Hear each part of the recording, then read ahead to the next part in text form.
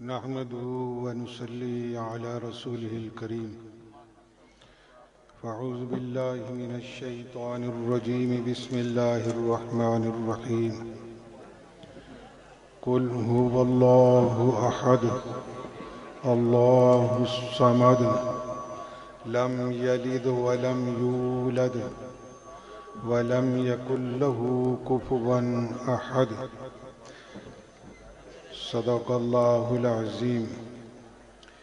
درود شریف پڑھ لیجئے، ابتدا ہے ماشاءاللہ خطابات کی۔ اللہ جل شانہ اس اجتماع کو قبول اور مقبول فرمائیں گے۔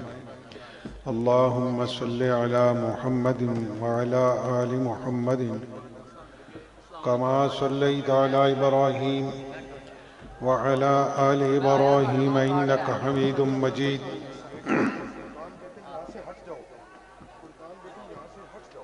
جو حضرات حق بات سننے کے لیے تشریف لائے ہیں، پہلے تو ان کے لیے دعا ہے کہ جو انہوں نے کوششیں کی ہیں، کرایہ لگایا ہے، وقت نکالا ہے، راستے میں مشقتیں برداشت کی ہیں، صرف اس مقصد کے لیے کہ ہم اس عظیم شان عظمت والے اجتماع کے اندر جب ہم شریک ہوں گے تو علماء حق سے ہم وہ استفادہ کر کے جائیں گے کہ زندگی کے اندر پہلے کبھی وہ استفادہ، وہ فائدہ حاصل نہیں کیا۔ الحمدللہ میں اپنا تعارف نہیں کرا رہا، میں جمعیت اشاعت التوحید و سنہ کی عظمت اور شان کا تعارف کرا رہا ہوں کہ میں ناچیز 2 سال حضرت شیخ القرآن مولانا غلام اللہ خان نور اللہ مرقدہ وبرد اللہ مضجعہ، اللہ ان کی قبروں کو روشن فرمائے اپنے نور اور اپنی رضا سے۔ تو ان کی صرف قرآن کریم میں نے تفسیر نہیں ان سے پڑھی، بلکہ خلوتوں اور جلوتوں کے اندر اللہ نے مجھے ان کی خدمت کا موقع دیا۔ اور ایسے بھی کئی لمحات، کئی وقت گزرے ہیں کہ جب وہ تشریف فرما ہوتے تھے اپنے حجرے کے اندر جو مسجد میں تھی، ملاقات کی جگہ تھی، میں ہوتا تھا اور وہ اکیلے ہوتے تھے تو میں آپ کی خدمت کرتا تھا، تیل لگاتا تھا، مالش کرتا تھا، مٹھی بھرتا تھا۔ تو میرے لیے وہ جو لمحات ہیں، وہ جو دورہ تفسیر قرآن مجید پڑھ رہے تھے، وہ نکات اور وہ چیزیں، وہ مجھے اتنا فائدہ پہنچایا انہوں نے کہ میں صدیوں تک بھی مطالعہ کرتا رہوں تو وہ چیزیں مجھے حاصل نہیں ہو سکتی۔ تو اللہ نے ان کے اندر ایک ایسی صفت رکھی تھی کہ جو روزانہ ہزاروں کے مجمع میں اور کئی اوقات لاکھوں کے مجمع میں بیان کرتے تھے۔ میں اکیلا ہوں اور وہ بھی اکیلے ہیں، اور میں ان سے سوالات کرتا ہوں، اپنے جو اشکالات ان سے پوچھتا ہوں تو وہ ایسے جواب دیتے ہیں جیسے کہ وہ ہزاروں کے مجمع کو جواب دے رہے ہوں۔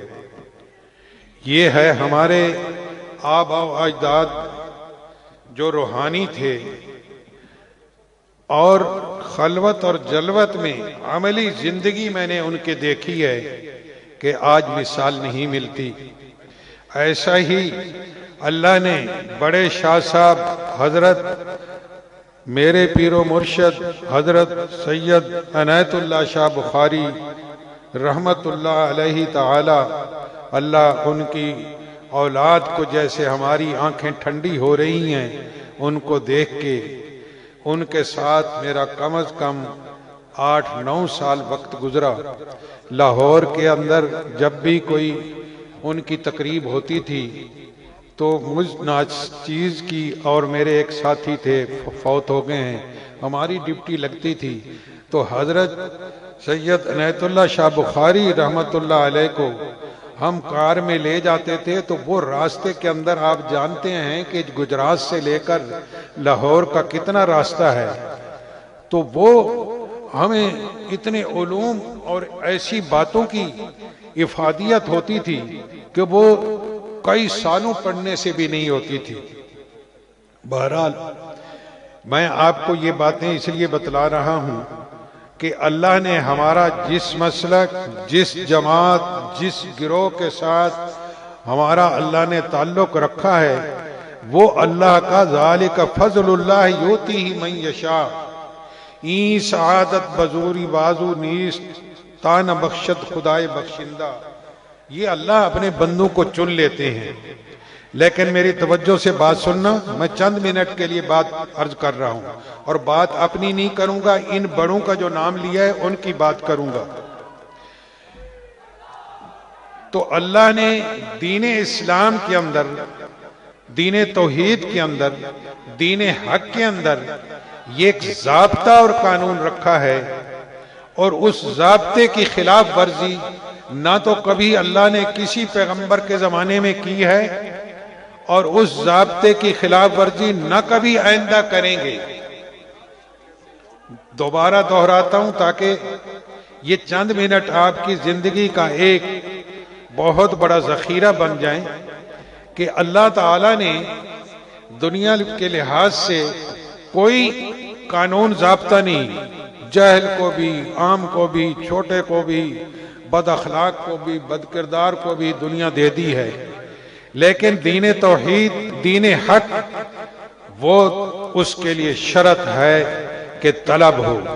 الحمدللہ جس شخص نے، مسلمان نے یہ اپنا اللہ سے نظریہ رکھ کے مانگا کہ یا اللہ مجھے وہ جماعت عطا فرما جو تیرے پیغمبروں کے طریقے پر چلنے والی ہوں، اور جو قرآن کریم کے صحیح حاملین قرآن ہوں، تو وہ الحمدللہ ہم نے یہ 55 سال کے اندر جمعیت اشاعت التوحید و سنت سے زیادہ مخلص، زیادہ موحد، زیادہ حق بیان کرنے والے، لا یخافون لومۃ لائم والے، وہ صرف وہ جمعیت اشاعت التوحید و سنت ہے۔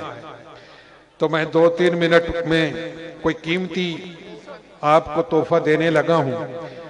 میں نے سورۃ اخلاص تلاوت کی ہے۔ مشرکین مکہ نے اور ملحدین مکہ نے اور دہریہ لوگوں نے یہ سوال کیا آپ صلی اللہ علیہ وسلم سے کہ تمہارا خدا کون ہے جس کی رات دن رٹ لگائے ہوئے ہے کہ وہی معبود برحق ہے؟ تو اللہ نے سورۃ اخلاص نازل فرمائی اور فرمایا، فرما دیجئے کہ میرا رب، میرا تعارف کرا دیجئے کہ میرا رب ہے وہ اکیلا ہے، اس نے نہ کسی کو پیدا کیا ہے نہ وہ کسی سے پیدا ہوا ہے، اور اس کی کوئی رشتہ دار نہیں، وہ اکیلے ہیں۔ تو یہ پورے قرآن کریم کا خلاصہ ہے۔ لیکن ایک بات میں آپ کو جو تحفے کے طور پر دینا چاہتا ہوں، خاص کر جو علم کے ساتھ شغف رکھتے ہیں، محبت رکھتے ہیں، انشاءاللہ ان کے لیے یہ ذخیرہ اتنا ہوگا کہ آپ 10 گھنٹے بھی اس پر بیان کریں گے، آپ کا بیان ختم نہیں ہوگا۔ وہ یہ ہے قل ھو اللہ احد، اللہ اکیلے ہیں۔ کون اکیلے ہیں؟ کس میں اکیلے ہیں؟ کیسے اکیلے ہیں؟ فرمایا اللہ الصمد، اللہ صمد ہے۔ یہ جو پرانی اردو ہے نا، بہت پرانی، لکھنؤ کی اور دلی کی، یہ وہ اردو ہے کہ اللہ الصمد، اللہ نرا دھار ہے، اللہ نرا۔ اب 2-4 جملے میرے ساتھ بولیں گے، اللہ نرا دھار ہے، دھار ہے۔ تو کیا مطلب اس کا؟ کیا معنی اس کا؟ کہ اللہ تعالیٰ کی ذات یہ جو صمد ہے، صمد دنیا اور کائنات کے اندر کوئی اللہ کے سوا نہیں ہو سکتا۔ چھوٹا سا لفظ، مختصر سا لفظ، فرمایا اللہ صمد ہے۔ صمد کا معنی یہ ہے کہ اللہ وہ ذات ہے کہ کسی وقت کسی چیز میں کسی کے بھی محتاج نہ ہوں۔ اہل علم سمجھ جائیں گے کہ وہ اللہ کسی وقت کسی چیز میں کسی مخلوق کے محتاج نہ ہوں، اور اللہ کے علاوہ ہر کوئی ہر وقت صرف اللہ ہی کے محتاج ہوں۔